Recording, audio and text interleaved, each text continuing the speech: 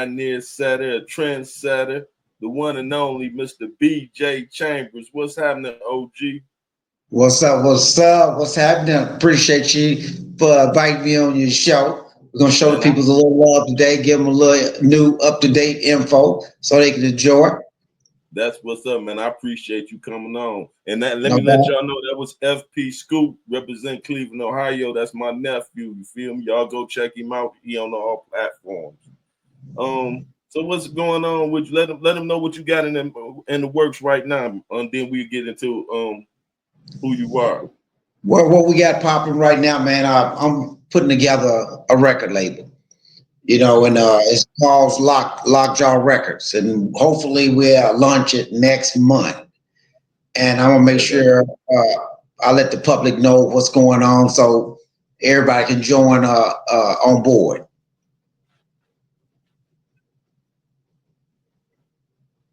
Say that again. You breaking up. I was saying that I'm gonna launch a record label next month called Lockjaw Records, and I'm gonna make sure I let everyone know. Hopefully, it will be next month, and so they just keep their eye on that, and we're gonna take off, and put the city back on the map once again. Okay, so music and film, or what are you gonna be doing? Well, right now, a few people's in contact with me now in regards to a movie deal. Nothing is not written in stone yet.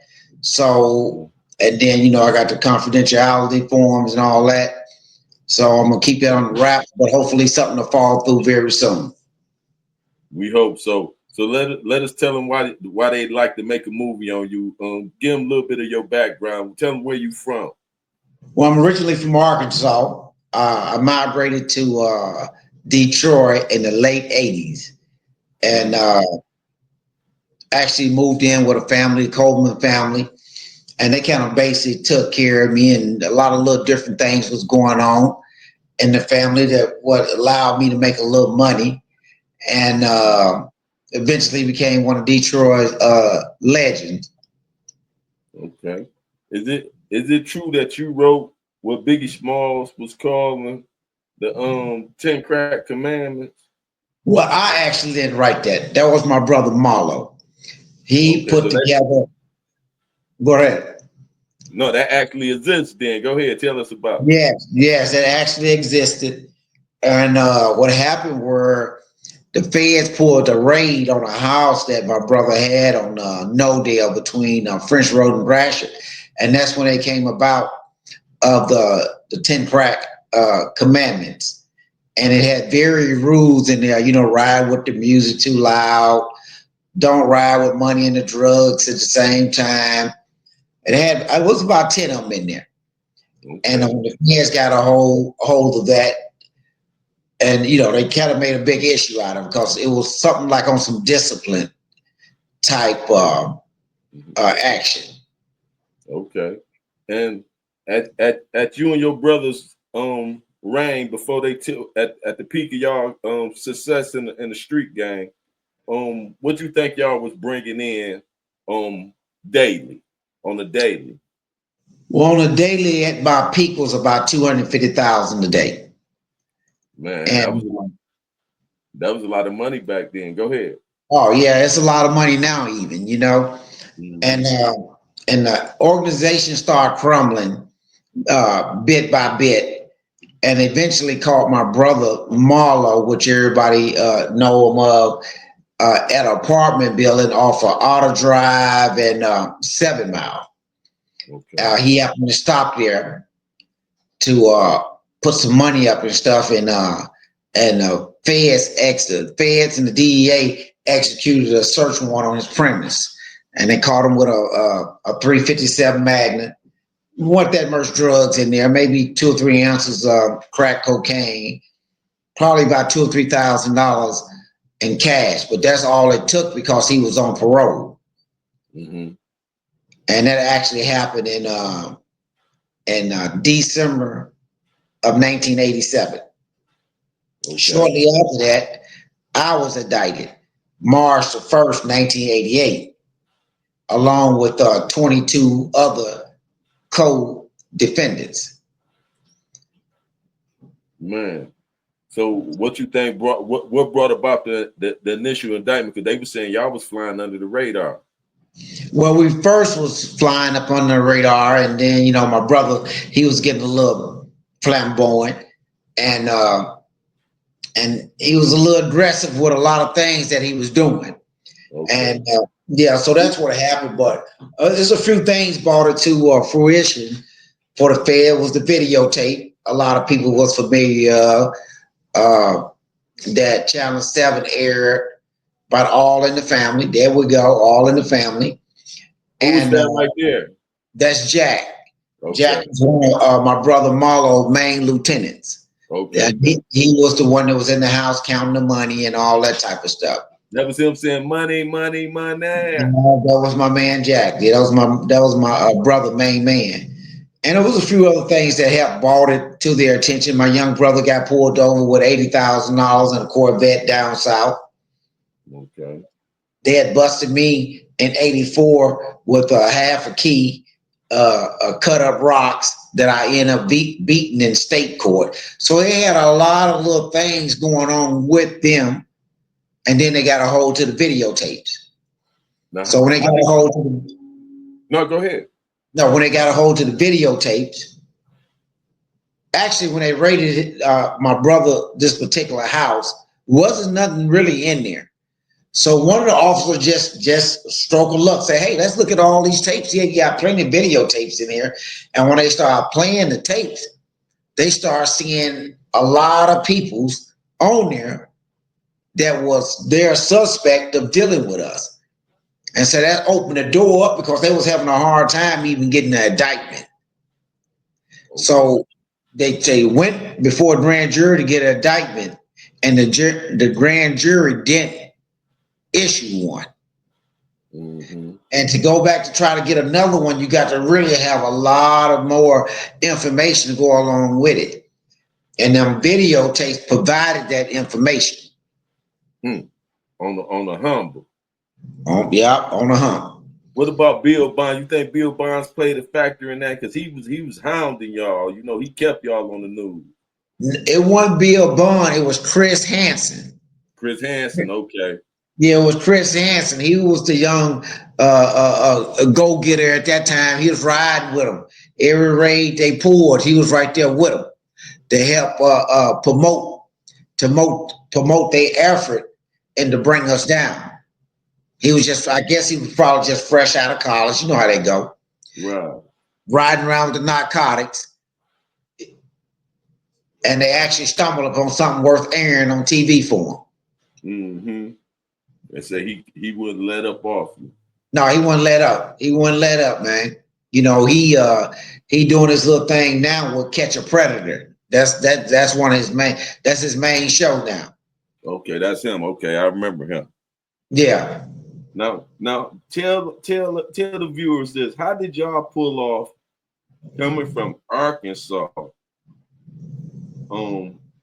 setting y'all foundation down on the east side of Detroit when it was going on? It was one of the deadliest neighborhoods y'all could have been in, and setting up shop there. How did y'all actually pull that off? Because nobody ever came from another state and came to Detroit. I'm born and raised here. Ain't nobody ever came here and put it down like y'all put it down and got money. And you know that. I ain't just saying that. Well, I think I've been asked that question quite a bit. And I try to explain it. It was really a stroke of luck. I was a country boy. I didn't know a whole lot. But my main man that I hung with, Fly Guy, his brother was actually a kingpin. We didn't even know what that were. Mm-hmm.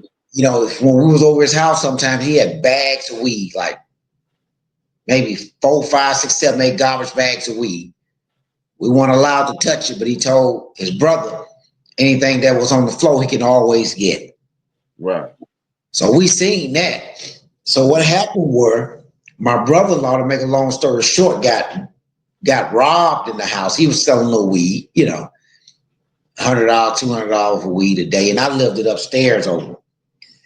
And when he got robbed, we walked in on the robbery, and that made my sister very nervous. Afterwards, she busted up, left, went to California. He followed up behind her, And then she called back and told my brother that I could have her place along with the furniture because it was being paid by the government at that time. Okay. So now I got 2 places. So I'm just that alone, just say at 17, 18 years old, I was a big dog with 2 apartments, right? So I called my boy Fly Guy over so he can see that. Hey man, look what I got, man. And during that process, customers were still knocking on the door. So he happened to ask me, who was that keep knocking on the door? So I told him they still coming over here looking for weed, and I'm telling them we ain't got none. He said, shit, I got weed on me, So a couple more customers showed up. He started selling them weed, out of his little bag. So he made the suggestion about us doing our own thing at the apartment. I'm like, man, how can we do that? Where we gonna get the weed from? So that's how lame I were. He said, man, from my brother. I was like, damn, you're right. Your brothers do got plenty of weed. So I was like, well, give him a call. He like, B, he ain't gonna give me no weed. I was like, huh? He said, but he'll give it to you. He's, I'm not gonna pay him. He give me some, but he gonna trust you. Right. And that's what he did. I called him and everything. And it was funny that you mentioned earlier about how ruthless the neighborhood were. Because I had my brother to call and he rushed over. But he came over at a point like he thought somebody was messing with us. Right. Like, damn, y'all calling me, who fucking with y'all over here? And so it was like a joke. When we told him we wanted some weed. Right. Y'all called like that. Yeah, he thought it was some drama or something, some beef. He was ready for put his hand down, show him, how he do things up this way. Right. So when we told him we wanted some weed, he kind of looked at us and kind of laughed a little bit. Like, what y'all gonna do with the weed? We're like, man, we're gonna sell it. So he was like, thought about it, like, well, how much y'all want? We was like, well, shit, we don't know. You know what I'm saying? So he's like, fuck it, hold on for a minute. He shot out to his car, came back with like 4 or 5 pounds and peeled us off 1/4 of a pound, which that's just 4 ounces, right? So we like, hey, how much we owe you for this? He kind of like looked at us again, like, yeah, these boys, fuck it, they tried, I guess. So he said, $25. He's like, damn, okay, then that ain't bad. Right. He said, just hit me up once y'all want some more. And the rest, I guess you could say, is history. You feel me? That's right. Because really the weed is what really conditioned me for when the big game, when the pills came in effect, cocaine came. At first, man, we were just smoking weed, having fun with the people's in the neighborhood, shooting to the store, with the munchies, man, get donuts and cookies and shit, man. We weren't really in it to make no money. Right. Real talk, you feel me? What sparked to make you say, hey man, it's time we could get some serious money hustling here? What transpired? One day I was at the house, right? And my girl was already mad at me because I'm fucking up and shit. And I supposed to have took her to the doctor. Well, that morning I was supposed to take her to the doctor and she came down. Hey, you're supposed to take her to the doctor. I was like, man, let me get my ass up. At least do that, shoot her to the doctor. So I went outside. I left the door open, left the gate open, man, because I was just going out to start the car so it could warm. Right. When I did that, when I got on the porch, I seen about 5 or 6 cars coming up the street following each other, but I didn't know what it were. I hesitated for a minute, just looked, said, damn, they look like police cars. But I walked on off the porch and crossed the street in front of them. And when I did that, they parked in front of my house, man, they jumped out. All of them had vests on. They had the snatch bar, the battery ram, and everything, and hit the house. But they was able to get in quick because the doors was open. Right. And that scared the shit out of me, man. I broke and ran and everything, went into the apartment building, which they called at the time the Apple Tree on Jefferson and Drexel. Yeah, I remember Apple that. Tree, yeah. So I shot down to my girl house on Jefferson and Manistee. And then about an hour or two later, my man showed up. He was the one in the house when they hit it. my man Fly Guy. You know, they took him down to the 5th precinct on St. Jean and Jefferson, but they let him go.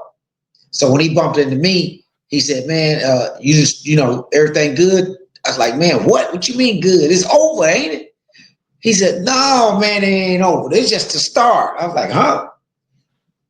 To make a long story short again, he's like, no, man, we're going back up in there. So when we went back in there, his brother bought us another bag over the road. But that raid made our clientele quadruple. So we were just selling $200, $300, $400 a day. Now we went up to $1,500. Customers just coming from everywhere. Oh, okay. So yeah, so I kind of seen a little money then. Like, damn, we can really make something out of this right here. So what I started doing was I started putting $1,000 up every day. Every day. My brother rolled through and pick up a band from me every day. And I'm doing this every single day. I did it for like, man, about 90 days. So, you know, that's about 90 bands. I hadn't even bought no clothes. I went into no fashion, no hair, nothing like that. You know how people's getting trimmed up real good. I went into none of that. You know, we just in there just, you know, collecting paper. Collecting paper. Then my people started bringing me pills through. I'm selling teas and blues to customers. I got Imprams. I got Somas. I got Debs. I got pollutants. You know, I just got, you know, I'm doing it. Not even knowing that I'm doing it. That's you know? Right. Yeah, I don't even know I'm doing it. And then, so we said, okay, we bought a house over on Newport, 1261. That's where it all started from, right there. So when we went over there, at the time, you only brother at the time. Your other brother's not here yet. No, they ain't there yet. Just my brother, who was the mailman. He was just there, you know, pick it up for me. Just, you know, when I got that band, he scooped through and pick it up and put it on in a safe spot for me. Right. Okay. Like, go ahead, finish telling. I ain't mean to interrupt you. Yeah, no, you good. And then so one day, one of my kids' uncle came over with this grand scheme about this famous drug that you can make millions of dollars off of it, that he hadn't been able to get it off the ground, but he believed I could. But I told him I was good. I told him I was good because I'm making a band, you know, I'm making money. I'm good. Women's coming through left and right. And he's like, oh, B, you think you rich, man. You think you rich, but you ain't seen nothing like this before, man. Just give this a try. I was like, man, I'm good, dog. He said, I'll tell you what, well, let me use your house, man. I got a dude that know how to, you know, hook it up and sell it and all that. He said, you give me 3 days, man. If this thing ain't booming in 3 days, I'm not going to bother you no more. I was like, cool, man. Wasn't no big issue. I think I gave him $2,800 for an ounce. Dude chopped it all up for him, had it all on the glass and stuff. I thought it was a little strange looking and everything, but in 3 days, did nothing happen. He might have sold a dime, a 20. He might even sold $100 worth. But it wasn't a lot. And he's like, man, I can't believe it, man. I can't believe it and do this and then do that. I was like, man, it's all good. Don't worry about it. And he said, I'm out of here, man. And he said, sorry for wasting your time.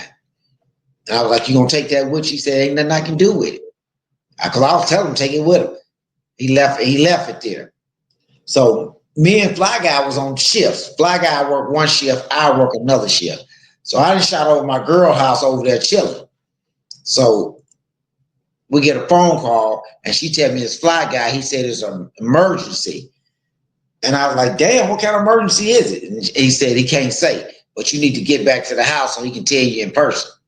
So eventually I went back over there. Right. So I went back over there. He had this like smirk on his face. I was like, what's wrong, man? He's like, you ain't gonna even believe it. I was like, huh? He said, man, what I'm about to tell you, you is not gonna believe it. I said, man, go on, tell me what happened. He said, man, about $30,000-$40,000 worth of customers been over here. I said, huh? He said, see, I told you weren't gonna believe it. And then somebody knocked on the door. Boom, boom, boom. He said, there they go again. He said, man, there was so many people's outside, man. He said the police pulled up and started telling them they can't park and keep moving. I was like, what? He said, yeah, man, for real. And other customers started knocking on the door. I said, well, where the stuff at? He said, I didn't sold it out. That's what I'm trying to tell you. We ain't got none. I was like, damn. I said, because I didn't know where my man had got that from. And I said, well, where we gonna get this shit from? First thing he said, my brother. I was like, damn, your brother got this too. He said, yeah, he got it.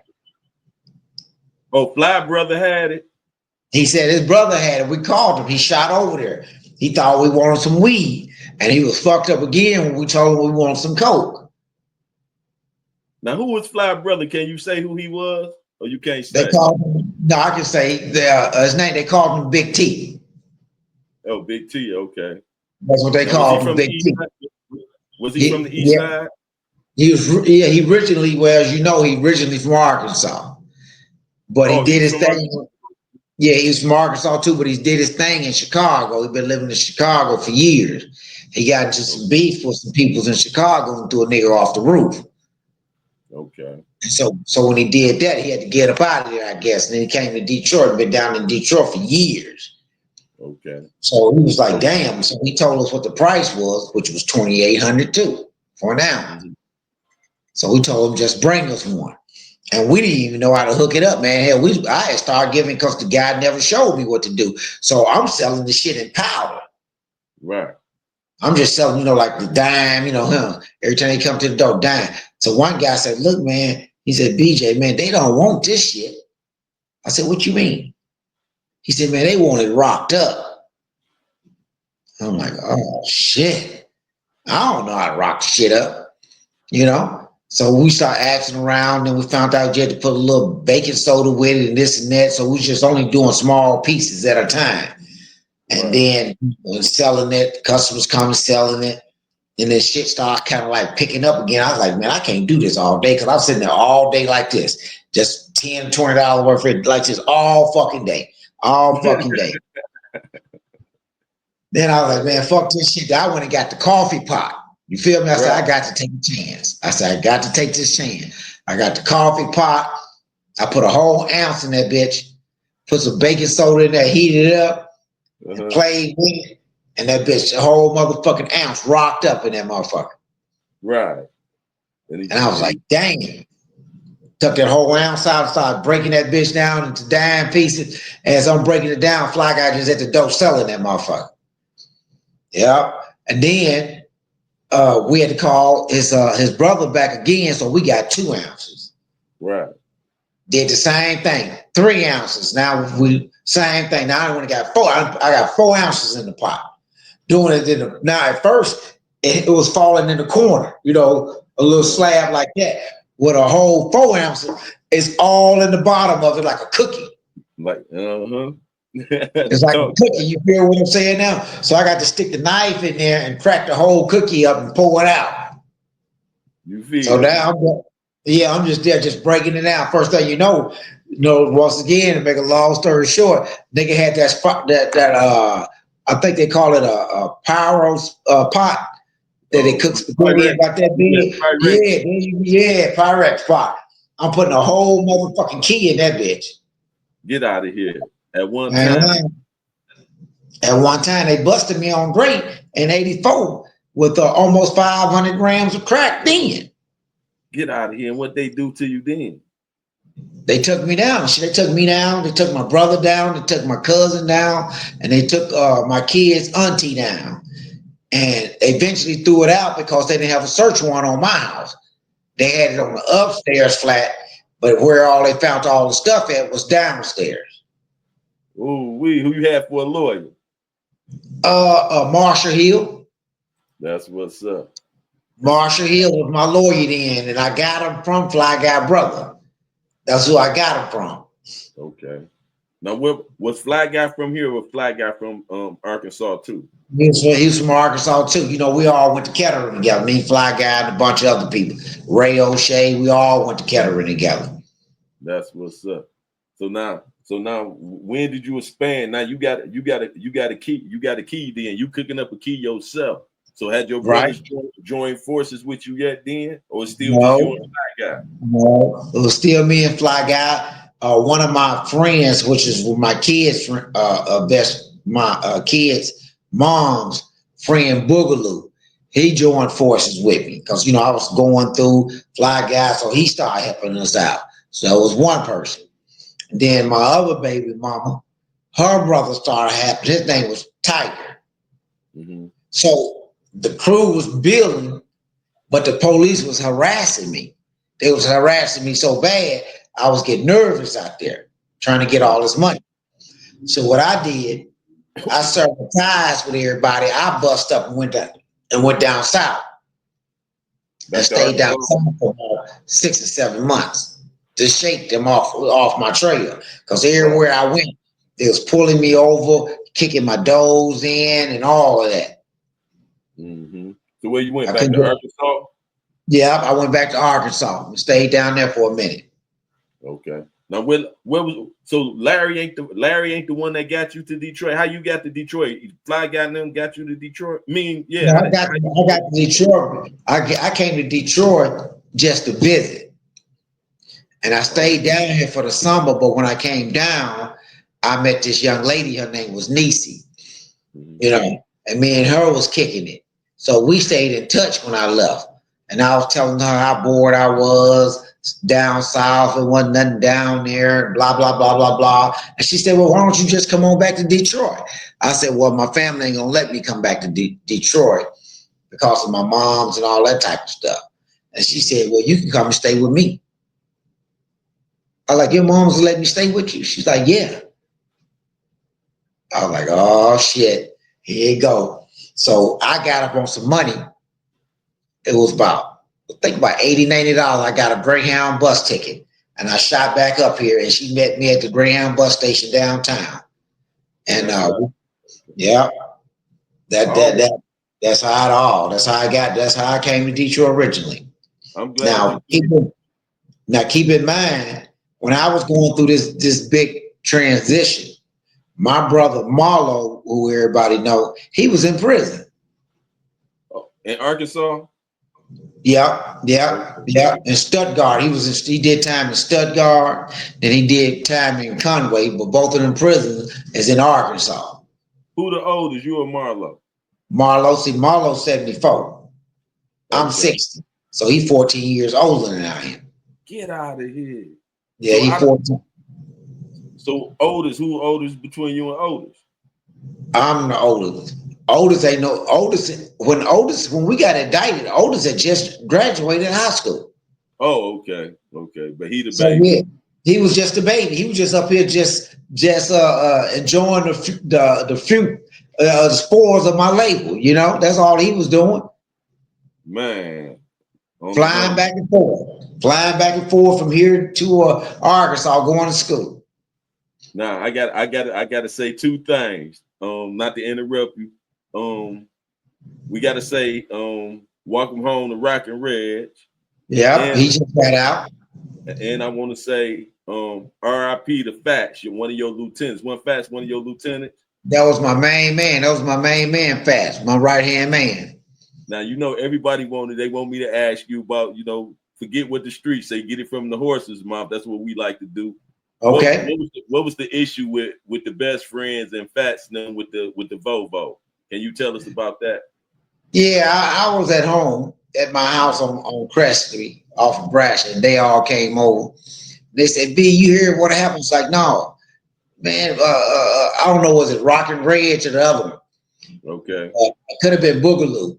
Pulled up on him and told him he didn't want to see that car on the street no more. What car was that? Let him know what car was that. That was a red Volvo, Volvo. And I think he had one similar to that. So I don't know, was it a jealous thing or whatever, but that brought us into attention of him. So we was like, damn, he had some audacity, some guts to say that. So the fellas started telling me exactly who they were. Oh, because you hadn't heard of them that much at the time? I just heard a little bit of them. But the information was study pouring in. So when they sat down and told me, I was like, damn, these niggas, they laying like that. They're like, yeah, B, they got a killing team together. Right. So we hadn't encountered that type of action because it was basically me and maybe a few other peoples at the time that was dealing, crack cocaine and stuff like that. So wasn't nobody just really out there just actually blowing people away. Right. They bought a whole new they bought a whole new ball to the game. You feel Yes, me? they did. Yes, they did. We weren't playing softball no more. It was Right. hardball. The friends made a hell of an introduction, didn't they? Did they? So what transpired? Now he told Rocky Reg he didn't want to see that car no more. Then so what happened? My Rocky Reg told him that he didn't want to see that car out there no more. But did too much come out of it, man. You know what I'm saying? Matter of fact, we was actually running from the police too much to even worry about that at the time, about that comment. Because we had a nice little team ourselves. You feel me? Right. So did nothing transpire. He threw the words out there. Nothing else. No more contact came about. Except, one day I was trying to get something, and before I got it, they had got over there and eliminated the people. You feel me? Right. Okay. Yeah. So but I was already aware of it, and that's why I had came over this particular house with about 120 bands on me. And when they told me they was coming, I told dude I couldn't do any business with them right now. I had to get out of there with that kind of money, and I'd get back with them. Right. But before we even got back with them, like 30, 40 minutes later, they was dead, man. Get out of here, man. Yeah, it was dead. You see what I'm saying? See, people ain't know how serious it was back then. That's why I had to ask you how y'all pulled that off, because it was deadly back then. See, they think it's deadly now. See, the games that was going on in our time, you had to be a thinker. You feel me? They wouldn't right. We didn't have social media where guy go tell you he your enemy. He go pull up to your house at such and such a time, be there and all. You didn't get no notification. You feel me? Right. No, you didn't have none of that, man. You had to use, and my brother, who was a drug addict at the time, he put me up on a lot of game because I was real cool with a lot of people, and I was cool with a lot of drug addicts, and he seen that. He said, look, bro, check this out. He said, I know they some good people, man. I see they fuck with you. He said, man, but I'm gonna tell you, man, they'll turn on you real fast. He said, so be real careful about that. He was talking about the dope fiends and stuff then. Oh, right, yeah. Yeah, you feel what I'm saying? See, I didn't realize that.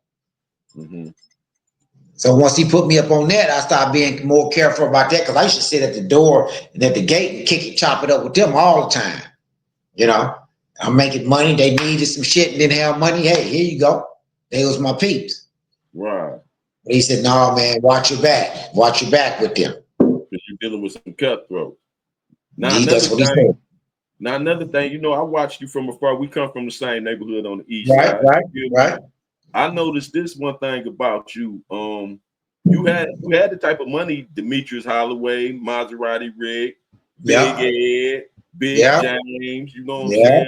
Pancho, even GG and them. You had that type of money, but I noticed you stayed away from them type of crowds. Was it intentionally or was it planned like that? Well, I say both. Because I tried to deal with a few of them. Maserati Rick. The first time I ever dealt with him, he played me right off top. Get out of here. What happened? Can you tell us that story? Yeah. What happened was the streets, it was a drought, right? And one of my fellas that told me that Maserati Rick had some. I knew Maserati Rick because my twin fucked with him. I got a twin brother, which had passed away. He fucked with him. Yeah, I got a twin brother. Thanks. Yeah, he fucked with Maserati Rick. They was buddies. Maserati Rick used to have tow trucks and shit like that, and he used to come to my store. Okay. So I was familiar with him. I was like, fuck it, okay then, let's get it. What do you got? You got a key. Gave me the price. He pulled up, man, popped the hood, pulled it out. It was a little flaky, like powder. You feel me? I was kind of, I was used to some real flakes and some stones being Fish in there. scale. You want that fish scale? Yeah, them fish scales. That one in there, like fuck it though. He got some other shit, whatever it was. But when we cooked it up, only 500 grams came back Out the whole thing? out of the whole thing. And we didn't Oh, pay top dollar. We didn't pay top dollar for this shit. It wasn't like no bargain price. You know what I'm saying now? Nothing like that. We didn't get this nigga maybe $5, $6, $7, $8,000 more because we just getting some shit to put on the streets. right. No, we do that a lot. When ain't nobody got nothing, they don't be about making no money. We just gonna get something to show people, nigga, we got it. You feel me? Okay. So we didn't pay this nigga top dollar to come back and find out we only got half our shit. So what happened? Did you call him? What he say? I didn't call the fellas wanted to go holler at him. I like, man, let that shit go, man. That shit ain't working, man. Right. Just take that 500 grams, flip that shit, get the little money back, in the story. Don't deal with them no more. Right. Another big boys that you mentioned, I ain't gonna mention their name, the streets out again. They allegedly got something, right? Right. We holler at them, they got this super high ass price. And we like, damn, man. And they trying to convince me that the shit can be stepped on 3 or 4 times. I'm like, stepped on, man. We don't step on nothing. Okay, that's when I used to rock my shit up when I was getting it from the big boys, it's gonna be 1,100 grams, 1,200 grams once I'm done because the water in it, not because it's more. When you take it out that pot, it's got them air pockets in it, so you get to break it down on the paper towel. You feel me? Right. Then the paper towel and everything absorb all the water out of it. So I already know, damn, y'all on some shit too, because ain't nobody stepping, nigga. We letting this shit go like we get it. Right. So these was the type of interaction that I was having with different peoples. So it was like they was never gonna come straight up like the, original peoples were. Right. So what about Jordan? Did you ever have dealings with White Boy Rick? Yeah, me and white boy Rick, we became good friends. Me and him good friends today, really. That's what. And that came about. He asking about me and stuff like that, and I eventually, went to see him, and we chopped it up, had a good time. He had just a token of our friendship. I forgot what kind of gun it was, man. It was a little bitty gun, but he had a bunch of them bitches in the house. Right. And he gave me one to take with me. He had some pretty little puppies there, a couple little puppies there, pretty, some money and stuff like that. It was a good little interaction with him, for him to be as young as he were. Right. He knew how to conduct business. Yeah, he knew how to conduct business. Yeah. I'm pretty sure some people have got him before, but I never really heard of, anybody actually running off with his stuff or not paying him or whatever situation may be. But he had it. Right. And you ain't go through the flim flam with him when you dealt with him. No. There wasn't none of that. Now what made you stick around? Because you didn't really sell no weight, did you? You put everything in the water. Yeah. And we were just laughing about that the other day. We didn't have no warehouse. We didn't have no stash house or none of that. Mm-hmm. And I think that's what kind of like maybe saved me. Like if we got 5 keys today, that 5 keys was gonna be cut up and distributed and out of our way. Everybody gonna have what they need, and before that day over with, the 5 keys will be sold. Saying and one day 5 broke down into rocks. So how many spots you say you had that it took to make them 5 disappear? One time, man. Hey, one time, honestly, we had one spot, man, 1350 Boulevard. We'll sell every drop, and we'll still be out all day. One apartment building. Now I'm glad you brought that up because they say they got the idea from the New Jack City. You know what I'm saying? And and Yeah, the so-called Carter building. We know that was based on y'all. So was that the correct. building? Was that East Grand Boulevard? Yep, and Palmer. Tell the people about the Carter, the real Carter, and how you formed that and structured that. Well, what happened was, man, when they started that, it just took off for some reason. And they were selling so much dope. I never had been over there before. I just knew everybody was taking their stuff over there to get rid of it because there was never enough, right? Mm-hmm. So I said, fuck it, man. I got to go over here and take a look at this motherfucker because this motherfucker cranking, right? Right. So me and the fellas pulled up, man, and I heard one of the guys inside said, man, I believe that's BJ with them. Just like that. Because, I didn't come out that much, right? They bust the dough down, man. When they bust that dough down, it was just like the Carters, man. It was crackheads everywhere living in that motherfucker. They had gates to all of them, all the apartments. You can go to different floors. See, that's what Faston was doing. So when I got there, that was my first time ever seeing it. Ever. And I could tell that was a money-getting spot. So who had it then? Who Faston was working for?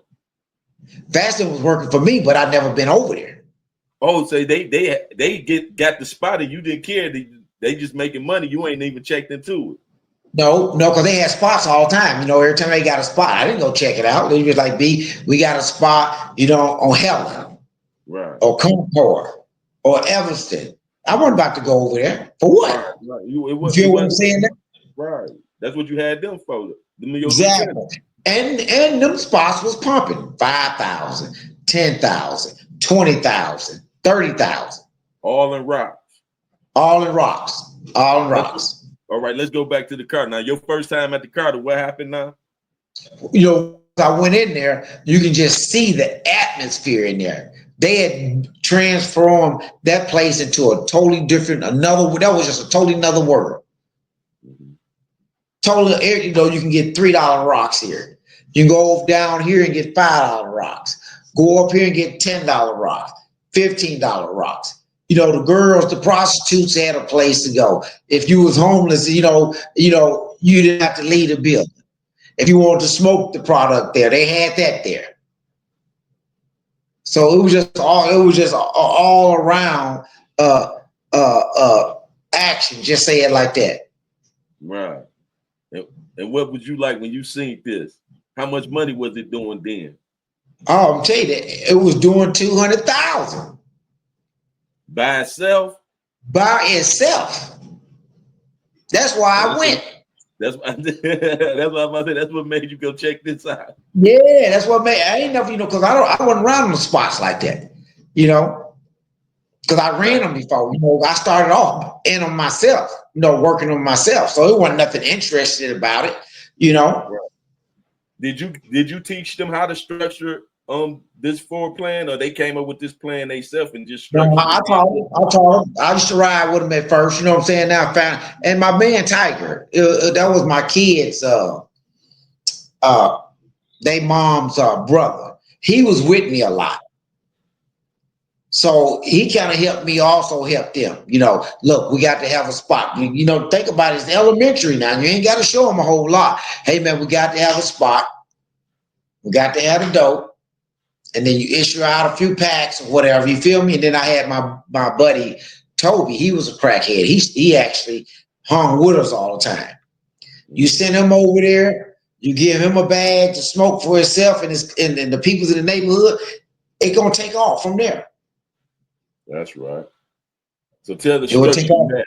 Give them an idea, a little idea how you had it structured. Like you just said, y'all go out there, pass out samples, pass out the number, put the fiend. Yeah, well, we had armor. We had gates to the door. The workers had they little what would you call? I forgot the word you call it. Where they have a little money incentives at the day where they can spend a certain amount of money. Right. They ain't got and on Friday they get paid. Right. And then we start coming up with the bonus. If you stay in there a whole 30 days, you'll get this instead of $1,000 a week. If you stay in there 30 days, you get $8,000 a week. I mean, a month for the 30 days. You get eight. Yeah. So they did. So they start because we was having a problem with workers. Okay. You know what I'm saying? Now you open up all these spots, but you ain't got the dedicated workers to hold it down. So you come over to this incentive program. If you stay longer, because normally I didn't realize that was a lot of money, $1,000. You give a 16, 17-year-old $1,000, they trying to go out and party, shop, get shoes, go out. So now technically you done lost a good worker for the next 3-4 days. Right. Exactly. Yeah. You feel me? So we had to learn that. We had to learn that we couldn't even keep guns inside the spot because they was young and they was playing with the guns and shooting each other by accident. Mm-hmm. So we come up with a rule: you can't have no guns in here now. So how y'all secured the spots? How y'all protected the spot?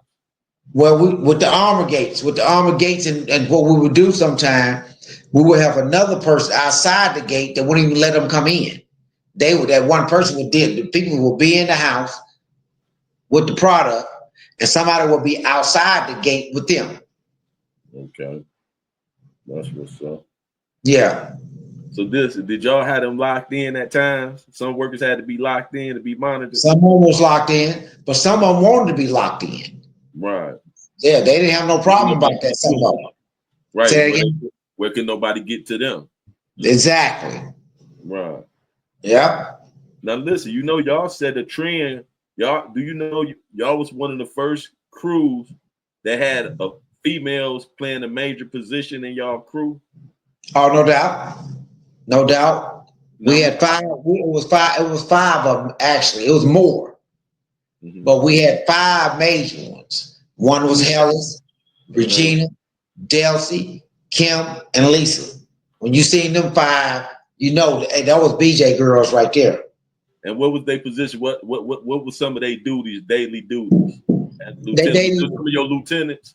They was part of the lieutenants, but they was known as the cut up girls. They the one that kept that stuff chopped up all day. Mm-hmm. All day. They cooked and chopped. They cooked, chopped, bag.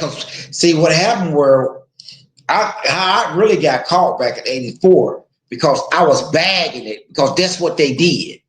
Mm-hmm. They bagged it up. They put it in a little small plastic bag about like that and give it to a customer. Mm-hmm. If it wouldn't have been bagged up then, we could have flushed it. So that made it easier when you chop up a key, put $1,000 in a bag, you just put it in one bag, $1,000, give it to whoever. So here go you 5 bags.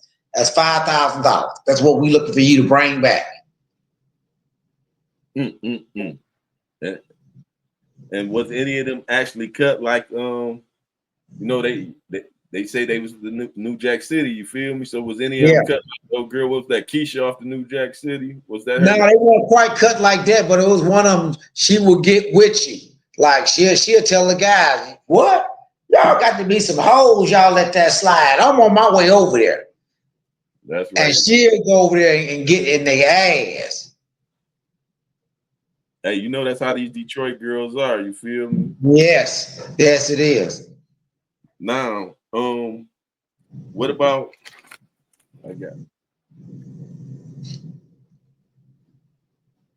what about the famous video? That video that the old boy was in. Who was that? You said that was Jack. Yeah, that kind of led to our downfall right there when they found that video in there and started seeing a lot of major players and seeing the money being counted on the table, and then my brother walking around the house, the 24 karat, sink and all that type of stuff, So they gave the feds the ammunition that they needed to go back and issue a indictment to the grand jury. Now, look, tell them about the 24 karat gold sink. Whose house was that, man? That house was in the hood, wasn't it? Yeah, that was over on, I think, Albion, I believe. Right off of 6 Mile and Hoover. I think right there where 31 Flavor was at. I actually forgot the name of the street, but I think that was it. And it was just a stroke of luck, man, because he wasn't doing. That's where he stayed at. It wasn't no drugs being sold out there, so I actually don't even know how they got up in there like they did, but they did. And them tapes solidified everything right there. So now them tapes, he was on there saying, money, money, money. We got all these ones. We got $1 million worth of ones. You know, so everybody think Big Meech them invented making it rain. And I told him, you know, that's the thing that was going on in Detroit before Meech them. They just went worldwide and put how Detroit ballers party and celebrate. They went and put it on big stage. So tell them how y'all was making it rain. You know what I'm saying? Y'all gave away $1 million in ones, and this wasn't just no one-time thing. Yeah, that was and you know who was doing that? That was my brother Marlo, actually. You know, don't get me wrong. Don't get me wrong. We paid a lot of people's mortgages or whatever you want to name, man. We shoved money out daily, you know. But he was on that shine game. You know, he'd get that money and ride around, man. And like us, we drove down south in Jeeps, right? Right. We had Jeeps, vans, and like that. He went down there in the limo. Now he was always over the top. Now he was older than you. Marlo was older than you. Okay. Yeah, Marlo way older than me. Yeah, so he down there. He got a limo, drive him all the way down there, and drive him all the way back. He driving. Get out of here. Now. So listen, that was him going past all the high schools and stuff, throwing money out the window on the regular. That was him. Yeah, you know that was him. I used to see Fats and all them Bump, you feel me? All them boys riding with them. But who crew was that? Fats, Bump, Lamont, all them who? They was with me. Bump, Fats, Lamont, and my main man Pooh, Tiger. It was quite a few people. I had about 8 or 9 guys that were real close to me.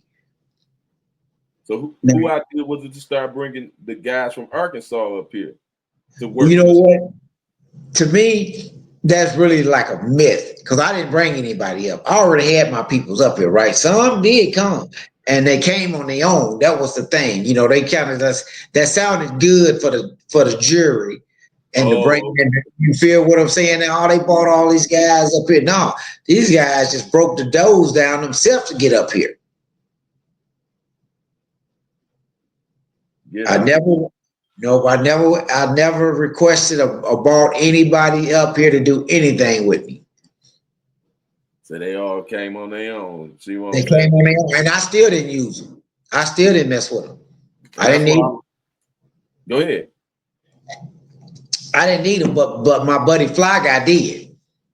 My buddy Fly Guy was putting them in the house, but me and Fly Guy wasn't together at that time.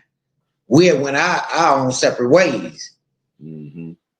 Oh, so once you really got to go, and Fly wasn't part of it, the team no more. No, he had his own little team. Okay. He was getting money, but we weren't getting it together. Right. You know, do you think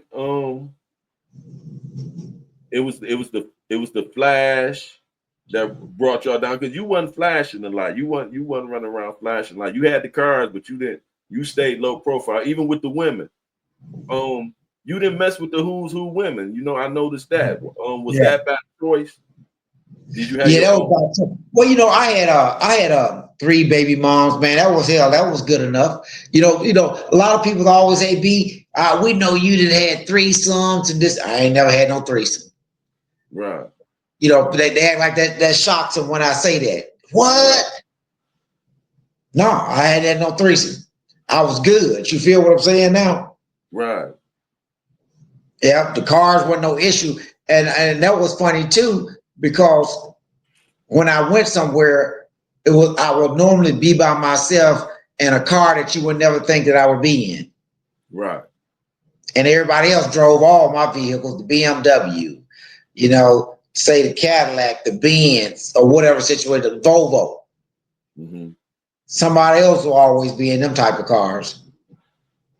And even when we was talking about the Fats, I did notice Fats pulled that Volvo back out. It didn't stay parked. He did start back driving. So that's why I wanted to know, how did y'all resolve that? Because I know he lived through that, and he still was riding around in it. You feel me? Yeah. Honestly, I didn't even know he even put it up, man. Be truthful about it, because it really wasn't no real concern, Right. About it. But it was something that I took a mental note of it. Now, don't get me wrong. Right. They were serious. Yeah, it was serious. But even when they was explaining it, everybody was kind of like joking about it.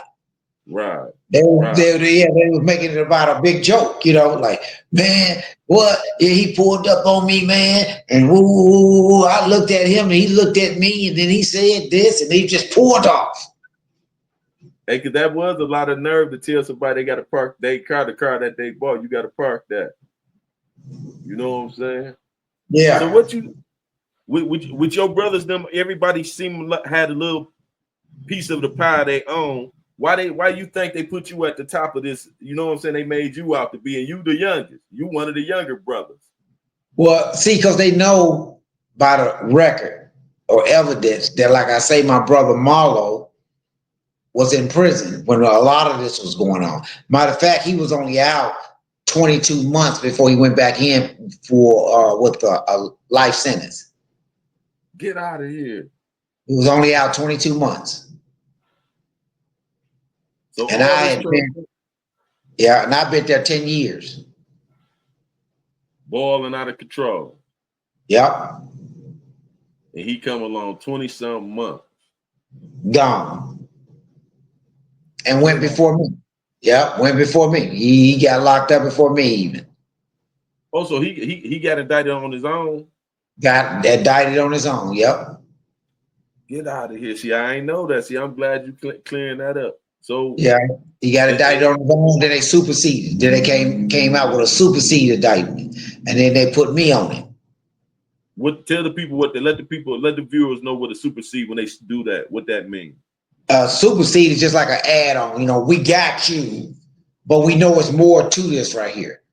So we could bring this information to the grand jury so they can add Charlie and Sue and Smith, because you did this and she did this and he did this. So we could supersede his indictment and put you along with it. It's just like how a murder charge. We know you killed him, but we know 2 other people was accomplished with you. They drove you over there, gave you the gun. We're going to pick them up too. Get out of here. Yeah. So he was already. So how much time had he already been sentenced for the time that he already had? No, we all went to trial together. Get out of here. So who all got swooped up out of you and him, out of your blood relative? I got two brothers. Oldest got indicted. Willie got indicted. My cousin got indicted. He was out of Flint, and I think that was it. I'm glad you said that. I ran into some cats up in Flint when I was up there back in 88, 89. And he was like, he said his name was the same as yours, BJ Chambers, Billy Joe Chambers. And he's like, them my cousins. He's like, we got the same name. Yeah, me and Billy got the same. Yeah, he did a lot of time himself in the state. Okay, bet. So he wasn't lying. I met him. You feel yeah, me? Yeah. Well, actually, that's where the Chambers is really from, Flint. Okay. See, I'm not really related to any Chambers here in Detroit. Right. My actual family is from Flint and St. Louis. Okay, bet. That's what you catch us in. He told me that he showed me his ID and everything. He's like, I'm telling you, that's my cousin. You know what I'm saying? We just got the same name. I'm thinking he using your name as an alias. You feel me? Like, get out of here, bro. You feel me? Hey, yeah. So before we go, tell us a little bit about your brothers, man. How y'all come up together, and who little characteristics of each one of y'all characters. What you say about how you judge your brothers?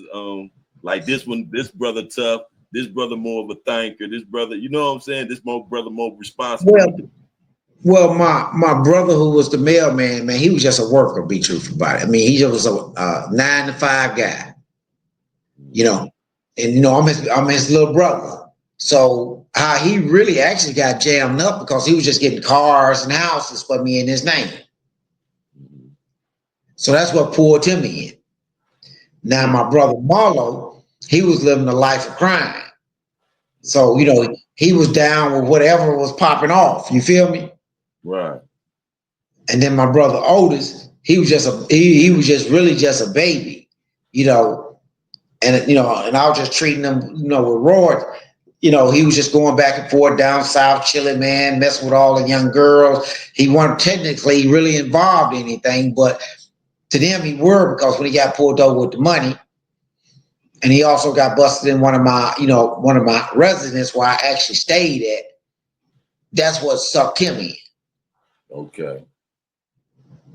Now, when I was with your cousin, he let me read y'all indictment. Now, Right. y'all indictment, they went down. They say that the feds went down there and they didn't find nothing in your mother's house. Right. You know what I'm saying? Then they said they got a blueprint of your mother's house. You want to tell them what they found in the walls of your mother's house? All that money? So, huh? No, you went out. When you was talking, you said something about a blueprint, and the whole screen went out. I say, can you hear me now? Yeah, I can hear you. Yeah. When I was reading the thing, they say that the feds got a blueprint of your mother's house because they didn't find none, so they knew it was something there.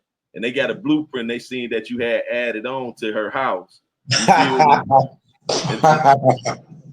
And they tore down the walls and got them suitcases out of the walls. You want to tell them how much money was in the walls that you wasn't even touching no more?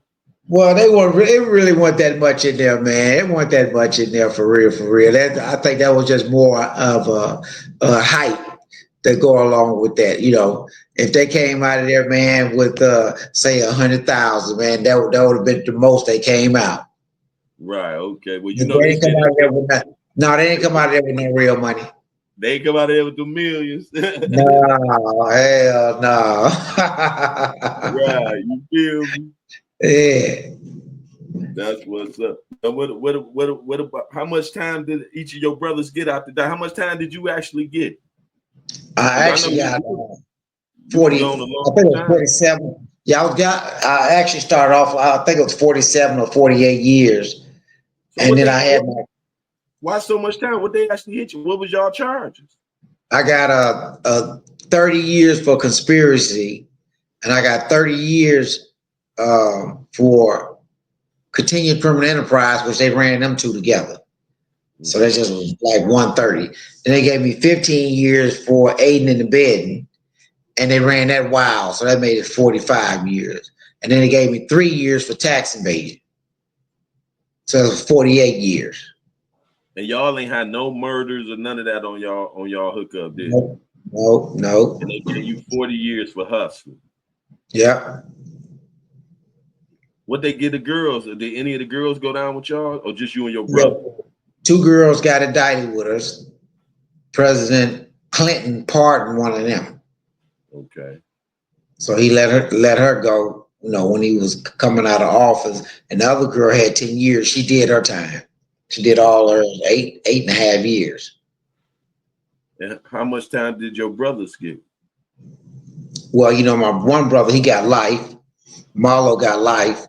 Willie got life. Because career criminal. A career criminal. And Willie got, I think, 23. And Otis got 27. Now, he got life for being a career criminal. All this time, it ain't come up. They trying to make him do a indefinite life, or I'm saying I thought life. Yeah, life in the feds. Yeah, life in the feds is life. Ain't nothing you could do about that. No, not really. But as you or some people may or may not know, he just got released yesterday. Alhamdulillah. That's what's up. Yeah, he just got released for health reason. He did 39 years straight. 39 years straight. Even with the drug laws changing, they wouldn't let him go. No. Only reason they let him go because his health had started declining. Man, I'm sorry to hear that, man. At least he free now, though. You Hey, feel me? he free. He coming around. He coming around. So it is what it is. That's what's up. That's good news for the people. People ain't know that. I hadn't heard that. That's good news, man. Yeah, he got released yesterday at 7:45 a.m. in the morning. His son flew down there from here and picked him up, and they flew from there to Little Rock, Arkansas. That's what's up, man. That's what's up. You a living legend, man, and it's good to hear your head still strong. You got all your senses. You got things in motion. I want to help you put your things out there, promote your movies and your music. So you keep me posted on that. And anything that I could do for you, let me know. And also keep me abreast on what's going on, man. Anything you want to tell me? Tell us about mom. You got to tell us about mom and pops. They raised some gentlemen that came and survived in a hell of a city. You feel me? So what y'all take moms them through, man? All these boys. Well, it's hard to imagine what, my dad was always like a nonchalant type person. You ain't gonna get much out of him. You ask him something, they gonna be all right. But my mom was a different person. She lost two boys back to back. Right before we got indicted. One of them was my twin brother. I'm sorry to hear that. One died 86, another one died 87. 4 of us get indicted and go to prison for a long time in 88. So that's 6 boys right there, snatched out of our hands just that fast. Man, that had to be a lot on your mother, man. It was, man, but she stood tall, man. I mean, I could call her for anything or whatever situation may be. She gonna always try her best to execute. That's right. That's what a mother do. You feel me? Yeah. No matter how old you get. Yeah. At your peak, you say y'all was making it. You say that Carter building was bringing y'all 200,000 a day. Yeah, or better. Look at the math on that. How long did y'all have that building? What was the run on that building alone? If I got to guess, that building went for at least 3 or 4 months. 3-4 months. Yeah. So you made some millions out of that building. You got to make millions out of that building. You feel out of that building is millions on the side. That's right. Now who this right here? Who that right there? That's Marlo. That's my brother there. That's what's up. What's up, Marlo? That's the one that just got released yesterday. That's what's up. Now, how many years he got you by? 10, 14? How many? 14 years. No, he got me about 12 years. 12. Who we got here on here? That's Marlo in the white shirt. That's me standing behind him with the blue hat on. And the other picture is my sister with the white shirt, my sister-in-law, and my brother. How many girls and how many boys is it out of mom? It was 4 girls and 10 boys. Get out of here, man. Yeah. There's still 6 of us. There's still 6 of us now. 6 boys now. 4 boys passed away. I'm sorry to hear that. Now, was Larry the oldest? No, I got a brother named Curtis. He was the oldest. He was the oldest. Okay. They gave Larry his own documentary. You know what I'm saying? But I don't hear y'all saying nothing about Larry. So is what they say on the documentary true about Larry? Well, tell us a little bit about Larry from your own words of your brother. Oh man, he go back, man. When he ran away from home when he was young and got in trouble in St. Louis and went to jail, shot a cop, broke out of prison, got caught, got took back and came up here and got set up by one of his buddies, set him up and sent him back to federal prison. Oh man, the story goes on and on with him. Larry was a work of art. Yes. And what moms used to say about Larry?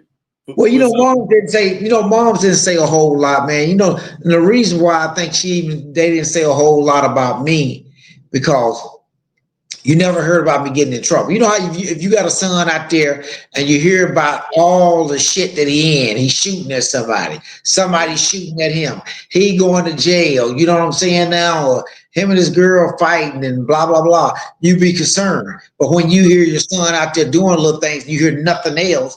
You know, it's pretty much a smooth operation. That's what's up. Yeah. I had to ask you about Larry because they had so much on about Larry. I just they got books. They got a lot about him. Now who this on here? This you when you young? Yeah, I was probably about 15 then. Okay. Yeah, 15, 16. I was at Milan, Michigan in the federal penitentiary there, right around from the Metropolitan Airport. That's where the federal prison is at. Man, how was your bid in the feds at going to the fed joint? How old was you? Matter of fact, how old was y'all when y'all got indicted? I was 25 when I got indicted. When I was there, that sweatsuit I got on, a guy actually made that for me out of material that was just sold it with his hand. That's a 1-on-1. Yeah. and I wore it. But I got a story. When I got there, right, I used to hang with this tall guy. And hell, I guess I didn't even know his name as I think about it. But anyway, when I was in the county jail, I used to hang out with all the best friends, not the best friend of YBI's. Keith Thun and all them, right? Okay. And so one day he came and got me, the guy I used to hang out with. I'm short, he real tall, right? And he said, man, Keith Thun told me to give you the number and told him to, for you to call. I said, okay, then cool, that's my man. So I went and called him. And the first thing he said, B, you and Butch, y'all in there chilling like a motherfucker. I said, who is Butch? He said, Butch Jones. I said, man, I don't know who no Butch Jones is. He bust out laughing, right? He said, B, that's the guy you be with every day. So he laughed, you don't even know. Yeah, I already know I'm hanging out with one of the West Side legends. You know what I'm saying? That was Butch was my man. And what you would just call him, homeboy? I don't even know, man, because it was just funny at the time. But when he told me, I knew who he was then. That's what's up. Yeah, me and Butch used to walk around that yard, man, and prop back up against them walls and talk all day. He wasn't playing chess, then everybody say he'd be always playing chess. Yeah. He played chess all day too. Yep.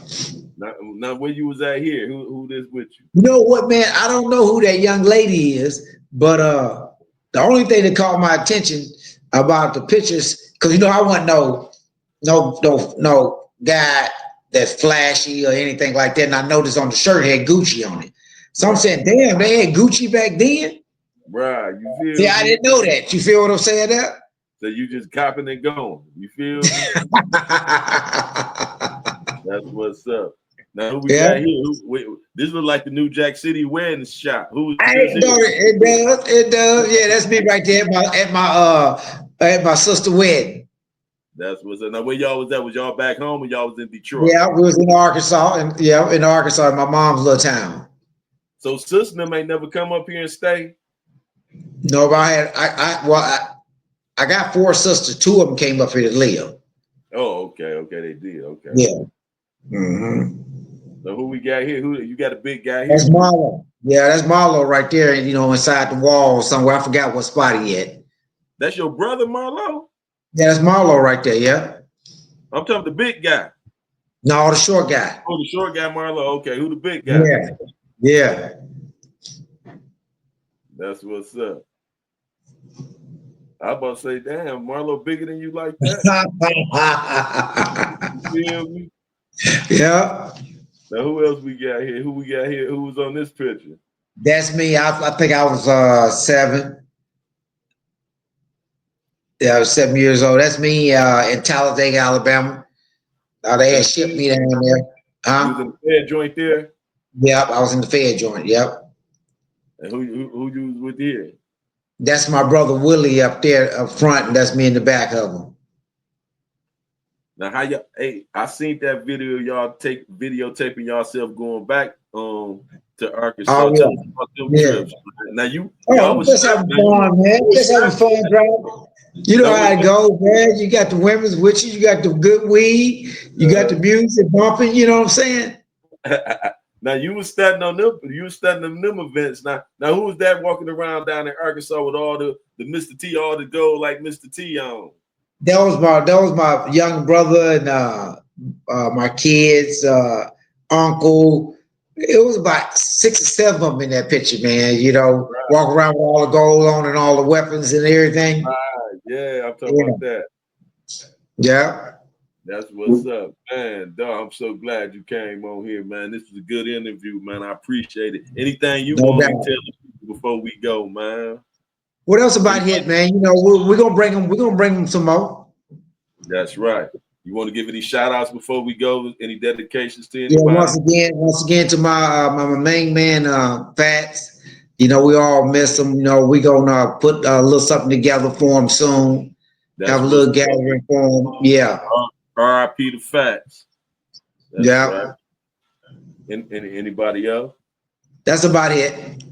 I appreciate you coming on, man. And this was a good interview. All right, fam. Say something to the youth about what you went through with the game and what made you change your sense of direction. Let them know about that, because I always want to say something to the youth. That's why I had what's really funny about that, you know, it seems like a joke, but it's not a joke.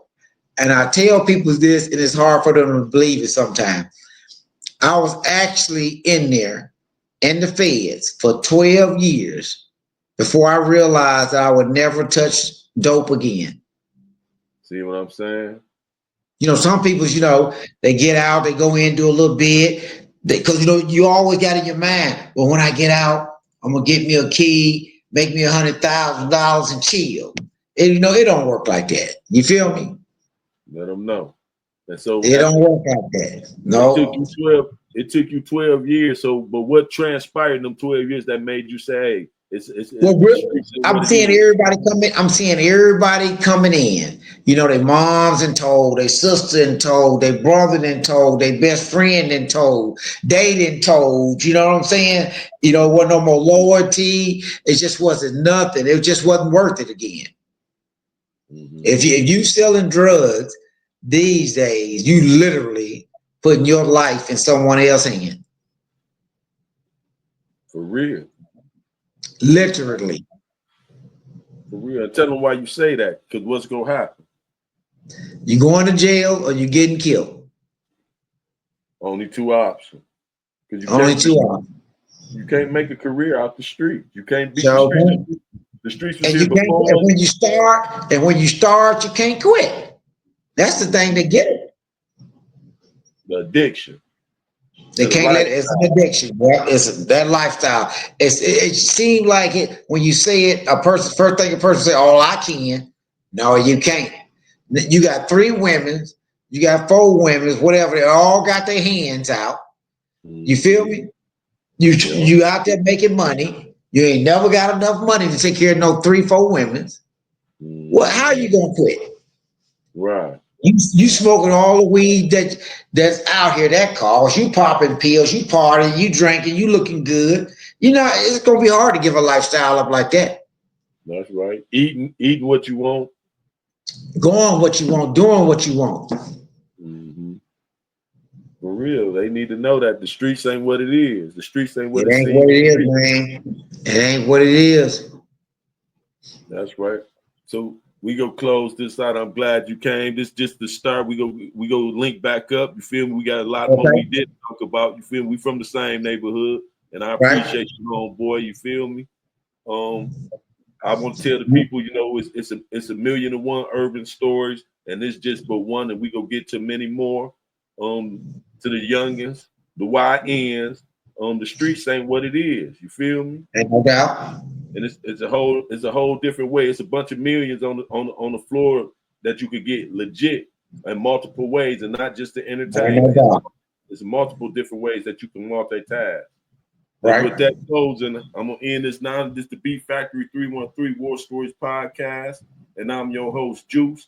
And we had a living legend, BJ Chambers, original Chamber Boys. Know what I'm saying? The man, the myth, the legend. He was in the house. You feel me? And I appreciate you, bro.